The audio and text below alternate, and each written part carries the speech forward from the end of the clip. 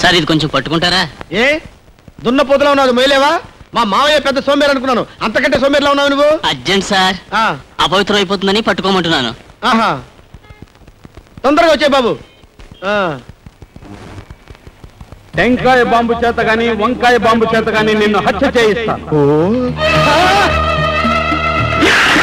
ఇదేవిడు sir, వినాయకుడి గుళ్ళో కొట్టాల్సిన కొబ్బరికాయ నడు రోడ్డు మీద కొట్టారు. పొరపాటున చేజారిందండి. దేవుడు ఎక్కడైనా ఉన్నాడు కదా. అదేవిడు సార్, కావాలని నేలకేసి కొట్టి చేజారిందంటారేమిటి? పొరపాటు అయిపోయింది లేవయ్యా. ఇదిగో ఈ 10 రూపాయలు ఉంచుకొని వినాయకుడికి ఒకటి, వాళ్ళ ఫాదర్ శివుడు ఒకటి కలిపి కొట్టు, వెళ్ళు. అలాగే బాబు. అలాగే బాబాయ్. సార్ రండి సార్, ఈరోజు బస్సులు బంద్, ఎక్కండి. సరే కోర్టు పోని.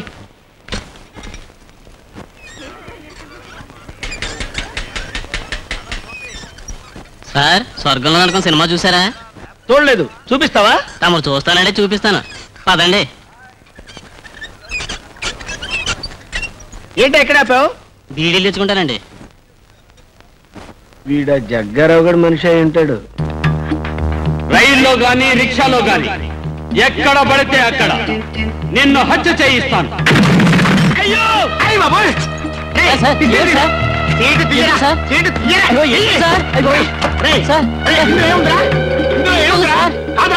ఇడ్డలు సార్. అయ్యో బాబుగా సార్, ఇడ్డలు సార్. చేశారు బాబోయ్.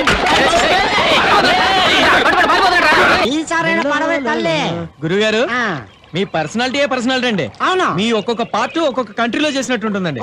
మీరు మలేరియా మీద టైఫాయిడ్ వచ్చి చిక్కిపోయిన షారుఖ్ ఖాన్ లా ఉంటారండి. చేపలు పడక నాన్సత్తుంటే నీ జోకులేటర్ బాబు. మీరు బ్రాహ్మణులు కదా. అవునైతే క్యాస్ట్ ఫీలింగ్ తో పడట్లేదు. నా క్యాస్ట్ దానికలే తెలుసా? దాని క్యాస్ట్ మీకు తెలుసు కదా. అలాగంటావా? ఈడైతే బలానైతే జిల్లాలేదో వచ్చి కూకున్నాడు. దేంతో పడతాడా? जाओ मछली, जाओ मछली, जाओ, जाओ जाओ जाओ जाओ. చేపలు ఎగిరెళ్తున్నాయేంటి? ఇదిగో మొత్తం గైడా, నీ కాడికాడి చేపలు ఎగురుకుంటూ వచ్చేస్తున్నాయి. ఇవి మూసి నది చేపలు. వీటి మెదడు తోకలో ఉంటుంది. రా అంటే పోతాయి, పో అంటే వస్తాయి. అందుకే నీటిలోకి జావ్ అన్నాము. అవి ఒడ్డుకి ఆవయి మా సంచిలో పడ్డాయి. అయితే నేను అంటాను, అనండి. ఆవు అనండి పోతాయి, జావ్ అనండి వస్తాయి. ఇదేంటి చేప కాళ్ళు ఉన్నాయి? చేప కాదు, ప్రపంచంలో మనిషిగా పుట్టినవాడు ఎవడైనా దీనిని కప్ప అంటాడు. అయితే మరి నానెవరిని? మీరెవరో మీకే తెలవనప్పుడు నాకు ఎలా తెలుస్తుంది తొండా భయ్యా?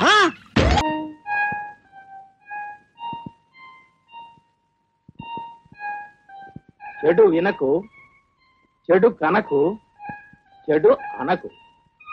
అంటే మనం ఈ 3 కోతుల దగ్గర నుంచి నేర్చుకోవాల్సిన పాఠం ఏమిటంటే, మనం ఎప్పుడు కూడా చెడ్డ విషయాల గురించి వినకూడదు, చెడ్డ విషయాలు చూడకూడదు, చెడ్డ విషయాల గురించి మాట్లాడకూడదు.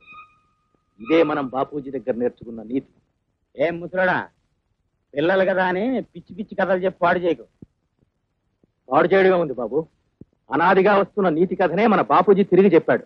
అందుకే ముసలాసన కొడుతుంది. పిల్లలు, నేనంతగా చదువుకోపోయినా హోల్సేల్ గా ఈ కథలో ఉన్న గమ్మత్తు ఏమిటో చెప్తాను, వినండి. ఈ కోతి చెడు వినద్దు అని 2 చెవులు మూసుకుంది. మరి 2 కోతులు వింటున్నాయే. అలాగే ఈ కోతి చెడు చూడద్దు అని 2 కళ్ళు మూసుకుంది. మరి 2 కోతులు చూస్తున్నాయి కదా. పాపం ఈ ఆఖరి కోతి చెడు మాట్లాడద్దు అని నోరు మూసుకుంది. మరి 2 కోతులు నోళ్లు తెరుచుకునే ఉన్నాయే. అంచేత హోల్సేల్ మొత్తం మీద ఈ కథకు అర్థం ఏమిటి అంటే, ప్రతి ముగ్గురులోనూ 2 చెడు వినొచ్చు, 2 చెడు చూడొచ్చు, 2 చెడు మాట్లాడచ్చు. అది ఎప్పటికీ కాదు.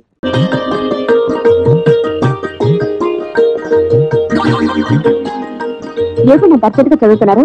ఏదో పుస్తకం ఇదా వినాయక చవితికి, సత్యనారాయణ వ్రతానికి ఎలాగైతే పూజా విధానం పుస్తకాలు ఉన్నాయో, అలాగే ఇంగ్లీష్ పెద్ద మనిషి ఒక ఆయన మొదటి రాత్రి పద్ధతుల గురించి ప్రత్యేకంగా ఇందులో రాశాడు. ఇంకో కొన్ని పేజీలు ఉన్నాయి, కూర్చో వచ్చేస్తాను. అయ్యో, దాన్ని అలా పారేస్తామని చేత మొట్టమొదటిసారిగా నా జీవితంలో సొంత డబ్బు పోసుకుంది తెలుసా. చాలండి, పుస్తకాలు చదివే సంసారం టీవీలు చూసి వ్యవసాయం చేస్తే తెల్లారినట్టే. ముందు స్టాప్. అంతకంటే ముందు తినవలసిన ఐటమ్స్ చాలా ఉన్నాయి. ఏమిటండి ఇవన్నీ? ఇవా ఈ 2 పళ్ళాలు, ఒకటి మాకున్న పరువు, రెండోది మాకున్న ప్రతిష్ట. ఇవన్నీ మా చిన్న తరహా తెలుగు వర్తక సోదరులు మనకు సమర్పించుకున్న కానుకలు. అసలు ఇవన్నీ ఏం చూసావు, నేను బజార్లో అడుగు పెట్టానంటే దెబ్బకు తోపుడు బళ్ళ వాళ్ళు గజగజలాడిపోతారు తెలుసా అని మీరు అనుకుంటున్నారు. అంతేగాని మిమ్మల్ని చూడగానే మళ్ళీ దాపరించాడు అని అనుకునే వాళ్ళని, మిమ్మల్ని పురుగుల్లో చూసేవాళ్ళని మీరు గమనించరు. నువ్వు పొరపాటు పడుతున్నావు సీత. నేనంటే వాళ్ళకి చాలా ఇదనమాట. ఇవన్నీ మీకు ఇచ్చేటప్పుడు ఒక్కసారి వాళ్ళ మొహాల్ని చూపుని గుర్తుకు తెచ్చుకోండి. అప్పుడు మీకే తెలుస్తుంది ఆ ఇదికి అర్థం ఏమిటా అని.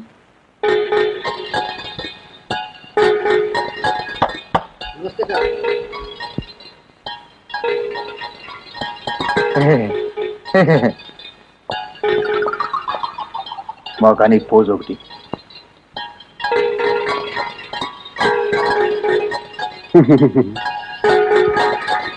పట్టుకో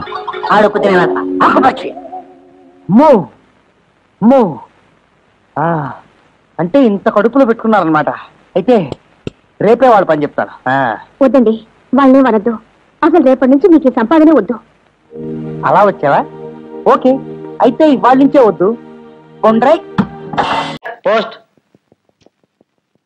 ఎవరికి? పాపారావు గారికి. సత్యవతి గారు ఉత్తరం.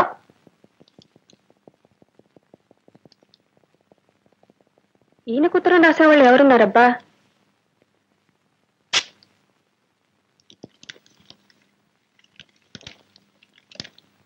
ప్రియమైన పాప, మీరు వెంటనే వచ్చి నన్ను పెళ్లి చేసుకుంటానని రాశారు. ఒళ్ళంతా కళ్ళు చేసుకుని ఎదురు చూస్తూ ఉన్నాను. నేను మిమ్మల్నే నమ్ముకుని ఉన్నాను. మీరు వస్తే ఇంట్లో నుంచి పారిపోయి వచ్చేస్తాను. ఏ గుళ్ళోనూ పెళ్లి చేసుకుందాం. మీ పాదదాసి బేబీ. అయ్యో అయ్యో, ఈనాగాత్యం మండిపోను. చెప్తా చెప్తా. ఏమండి ఏమండోయ్?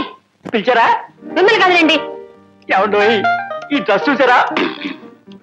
టీచర్ ఎవరో విదేశీయుడు ఈ బట్టలు పక్కన పెట్టుకుని అటు తిరిగి బీరు కొడుతున్నాడు. వెరైటీగా ఉన్నాయి కదా? నా మొహంలో ఉన్నాయి. మరీ అంత అసహ్యంగా లేవురండి. మీ ఆయన కావాలా? మేడ మీద ఉన్నాడు. ఏమండి లేవండి, ఇక్కడ పడుకున్నారేమిటి? నీ పోరు పడలేక. ఇదేమిటి? ఉత్తరం. ఆ మాత్రం తెలిసే బతుకున్న రోజుల్లో ఇలాంటివి నాకు వచ్చేవి. ఇప్పుడు ఇది మీకే వచ్చింది చూడండి. నాకా? ప్రియమైన పాప, మీరు వెంటనే వచ్చి నన్ను పెళ్లి. ఈ బేబీ ఎవరే? అదే నేను అడిగేది. ఇంత వయసు వచ్చి ఇదేం బుద్ధులండి మీకు? ఇప్పుడు నన్ను వదిలేసి దాన్ని కట్టుకుందామని చూస్తున్నారా? నా తిండి తింటూ నా ఇంట్లో ఉంటూ నేను కుట్టించిన బట్టలన్నీ వేసుకుని నాకే ద్రోహం చేస్తారా? గట్టిగా అరవకే, ట్రాఫిక్ అయిపోయింది. నీ మీద ఒట్టు, నిజంగా ఈ బేబీ ఎవరో ఏమిటో నాకు తెలియదు. మాయ మాటలు చెప్పకండి. మీలో ఎంత దుర్బుద్ధి ఉందో ఇప్పుడు తెలిసిందిలేండి. సత్యం, ఒకసారి నా కేసు చూడవే. ఒక బెళ్ళాన్నే సుఖపెట్టలేకపోతున్నాను. నాకిద్దరు కూడానా? ఓ 4 రోజుల నుంచి మీలో మార్పు కనిపిస్తుందిలేండి. మీకు ఇంకితం లేదు సరే, పెళ్ళైన వాడిని జుట్టు నెరిచిన వాడిని ప్రేమించడానికి ఆ పీరికెలా బుద్ధి లేదండి. అది కాదే సత్యం, నా మాట వినవే. కిందకు రండి, మీ పని చెప్తాను. అది కాదే. భగవంతుడా, ఉద్యోగం లేక ముక్కుపొడి కూడా పెళ్ళాన్ని డబ్బులు అడుక్కుంటున్నాను. ఇప్పుడు ఈ కొత్త ప్రాబ్లం తెచ్చిపెట్టావేమిటయ్యా?